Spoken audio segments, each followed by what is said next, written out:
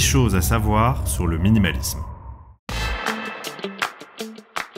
Quand on se lance dans le minimalisme, en général, on a une idée assez précise de ce que ça veut dire. Si tu décides de te lancer, c'est parce que tu as une image positive de ce que ça va t'apporter. Ou alors t'es complètement masochiste, mais dans ces cas-là, tu vas préférer que je t'ignore et donc c'est ce que je vais faire. Et le fait d'avoir une idée préconçue de ce que le minimalisme va pouvoir nous apporter est, à mon sens, un piège. Parce que si tu construis des attentes particulières et que tu nourris une forme de fantasme, tu ne pourras être satisfait que lorsque tu l'auras atteint. Donc finalement, tu te crées toi-même les conditions pour une potentielle déception future. Si je prends mon exemple, lorsque j'ai commencé à devenir minimaliste, les deux choses qui m'intéressaient le plus, c'était le fait de gagner en clarté mentale et de simplifier ma vie. C'était en fait un moyen de lutter contre mon perfectionnisme légendaire.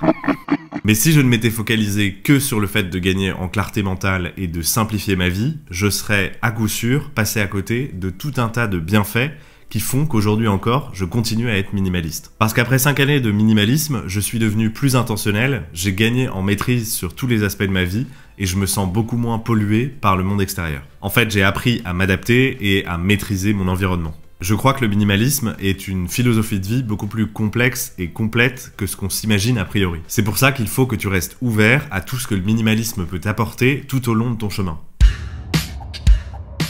Alors peut-être que si tu regardes beaucoup de vidéos sur le minimalisme sur YouTube, t'as l'impression que tout le monde l'est devenu du jour au lendemain ou en quelques jours. Alors je te rassure, devenir minimaliste n'est ni simple ni rapide, mais c'est aussi la condition pour que tu puisses opérer un vrai changement dans ta vie. Devenir minimaliste prend du temps, il faut y aller pas à pas, et c'est aussi de cette manière que tu vas pouvoir découvrir tous les différents pans du minimalisme. Comme je le disais, le minimalisme est une philosophie de vie dont découle une certaine pratique, c'est pour ça que c'est difficile de dire qu'on est minimaliste simplement après avoir désencombré son appartement. En fait, ça n'est que la première étape, et c'est aussi ça qui est génial, c'est qu'il nous reste tout un parcours à faire et tellement de choses à découvrir.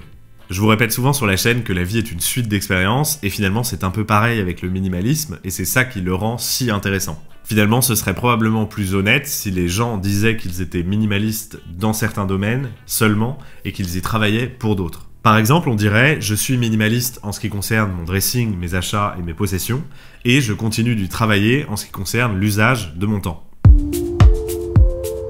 Juste avant, je te disais que le fait que le minimalisme soit une suite d'expériences le rend très intéressant. En fait, tu ne sais jamais réellement ce que tu vas trouver et tu finis toujours par découvrir de nouvelles choses. Donc si tu as autant de curiosité que moi, c'est quelque chose d'extrêmement excitant. Par exemple, moi en chemin, j'ai découvert ce que ça voulait dire que d'être réellement intentionnel et ça a été un vrai choc. D'ailleurs, je serais extrêmement curieux d'avoir votre expérience concernant le fait de devenir intentionnel, donc n'hésitez pas à m'en parler en commentaire. En chemin, tu vas aussi pouvoir regagner du temps. Et quand je dis du temps, je parle de vrai temps, du temps utile, qui va te permettre de faire des choses. Et le fait de regagner en clarté mentale et de réduire sa fatigue décisionnelle grâce au minimalisme est un très bon moyen de regagner le contrôle de son temps et de pouvoir à nouveau faire des choses qu'on aime et qu'on a vraiment envie de faire.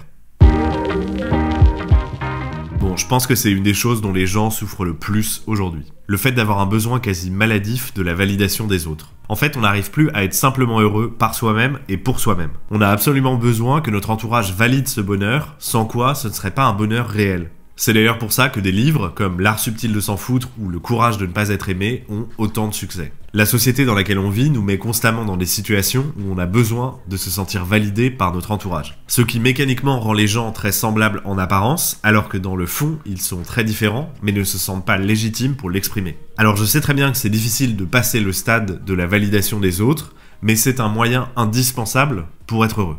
Parce qu'en réalité, si tu rends ton propre bonheur dépendant de choses que tu ne contrôles pas, tu n'auras jamais la main sur le fait d'être heureux. Ça revient à ce que je te disais en début de vidéo, tu vas te créer des attentes inatteignables. Et devenir minimaliste peut être ce projet que tu entreprends seul, sans avoir besoin de la validation des autres et qui te rend heureux par toi-même. Par défaut, notre environnement nous pousse à ne pas être minimaliste. On est envahi par la pub qui nous pousse à toujours consommer davantage de choses, même des choses dont on n'a pas besoin. En fait, en faisant un peu attention, on se rend compte que tout ce qu'on consomme est conçu pour qu'on ne soit jamais suffisamment rassasié et qu'on en veuille toujours plus.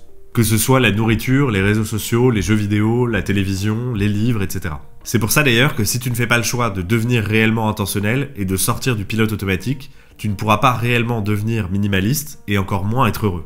Donc en débutant, il va te falloir un minimum d'autodiscipline parce qu'il va falloir que tu changes réellement ta mentalité et ta façon de penser. Et comme je l'ai expliqué juste avant, la majorité des choses qui t'entourent te poussent à ne pas le faire. Et une fois que tu auras réussi à devenir pleinement minimaliste et que tu auras transformé ta mentalité et ta manière de voir les choses, que tu en auras fait une véritable philosophie de vie, tu pourras utiliser ton autodiscipline pour un autre aspect de ta vie. D'ailleurs, si tu ne l'as pas encore vu, j'ai dédié une vidéo entière à l'autodiscipline et je t'invite à aller la voir après cette vidéo.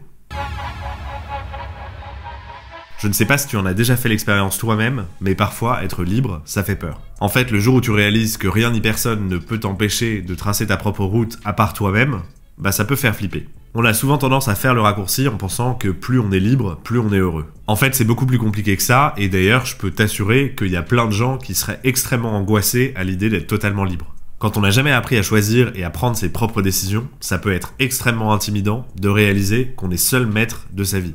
Devenir intentionnel est un véritable exercice et on va généralement se confronter à des résistances à la fois internes et externes. Les résistances internes sont liées à une peur de l'inconnu et on va se rassurer en se disant qu'il n'y a qu'une manière de faire les choses à chaque fois. Par exemple, le fait de penser qu'on doit faire telle ou telle étude, tel ou tel métier, se marier avant tel âge, quand bien même ça ne relèverait pas d'un de nos choix. Les résistances externes apparaissent avec l'entourage qui, en général, n'aime pas quand les choses changent.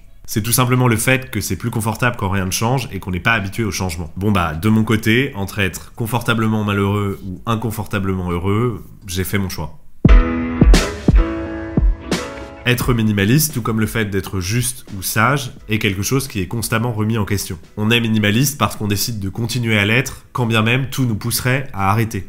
Être minimaliste n'est pas un attribut fixe comme le fait d'être grand ou d'avoir les yeux marrons. C'est pour ça que ça nécessite de régulièrement questionner sa pratique et de faire des ajustements. Le minimalisme reste un outil et n'est pas une identité ou une caractéristique physique, on doit donc sans cesse renouveler son envie de rester minimaliste. Un des plus gros clichés sur le minimalisme, c'est le fait de penser que les minimalistes ont simplement envie d'arrêter d'acheter des objets et de se séparer de tout ce qu'ils possèdent. En fait, c'est souvent la façade qui ressort dans les gros médias et donc c'est un peu l'image populaire qu'on y a associée. Mais bon, toi et moi, on sait très bien que ce n'est que la partie émergée de l'iceberg et que ça représente qu'une infime partie de ce que représente le minimalisme. En fait, si on y réfléchit bien, devenir minimaliste, ça consiste aussi à remettre en question ses choix passés, ses habitudes, pour pouvoir se construire son propre futur. Ce que j'entends par là, c'est que le minimalisme va provoquer un changement profond dans notre manière d'être, de penser et de faire les choses. C'est d'ailleurs pour ça qu'il existe autant de domaines particuliers dans le minimalisme, comme le minimalisme social, digital ou informationnel. Devenir minimaliste consiste à une profonde modification de son logiciel de pensée et pas simplement à diminuer ses possessions. Il y a encore pas mal de monde qui s'imagine que devenir minimaliste, ça veut dire partir s'installer à la montagne, cultiver son propre potager et vivre en totale autonomie. C'est d'ailleurs plutôt l'image qui est véhiculée dans les pays francophones par rapport aux pays anglo-saxons. Si je prends mon exemple, j'ai découvert le minimalisme dans une version plutôt anglo-saxonne à la base. Le minimalisme francophone m'a semblé plus proche d'un mélange de vie simple, de slow life et d'écologie, ce qui, au démarrage, m'a semblé un peu éloigné de ma vision du minimalisme. En fait, dans le minimalisme francophone, j'ai souvent eu du mal à réconcilier le fait d'être ambitieux, d'avoir une vie active, urbaine et d'utiliser le digital pour vivre. Parce qu'en fait, devenir minimaliste ne m'a pas rendu moins ambitieux, mais m'a permis de me poser des bonnes questions pour rendre mon ambition plus saine. Par exemple, beaucoup de gens pensent que pour être heureux, ils ont besoin d'argent. En réalité, ils ne veulent pas de l'argent, ils veulent simplement le mode de vie qui va avec l'argent.